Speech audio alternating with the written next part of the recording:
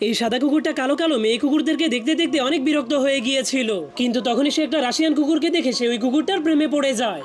आ गई माल आ गया आ गया आ गया। এই জন্য সে জলদি করে ঘরের ভিতরে গিয়ে ঘড়ির টাইম বাড়িয়ে দেয়। এরপর তার মালিককে ইশারা করে বলে এখন আমার বাহিরে গিয়ে ঘোরার সময় হয়ে গিয়েছে। এই জন্য তার মালিক ঘড়ির টাইম দেখে বোকা হয়ে যায়। এরপর রেডি হয়ে তাকে বাহিরে ঘোরানোর জন্য নিয়ে যায়, কিন্তু তখনই কুকুরটা ঘুরতে ঘুরতে চারিদিকে সেই রাশিয়ান কুকুরটাকে খুঁজতে শুরু করে দেয়। ঠিক তখনই সেই রাশিয়ান কুকুরকে দেখতে পেয়ে তার মালিককে নিয়ে তাদের সামনে দিয়ে স্টাইল দেখিয়ে হেঁটে যেতে শুরু করে। এরপর তাদের পাশে বসে বসে সেই রাশিয়ান কুকুরটাকে পটানোর চেষ্টা করে, কিন্তু তাকে দেখে সেই রাশিয়ান কুকুরটার একটুও পছন্দ হয় না। এই জন্য সে তার মালকিনকে নিয়ে সেখান থেকে চলে যেতে শুরু করে। যা দেখার পর সেই কুকুরটা বুদ্ধি খাটিয়ে সেই রাশিয়ান কুকুরের মালকিনকে তার মালিকের সাথে বেঁধে পানির মধ্যে ফেলে দেয়।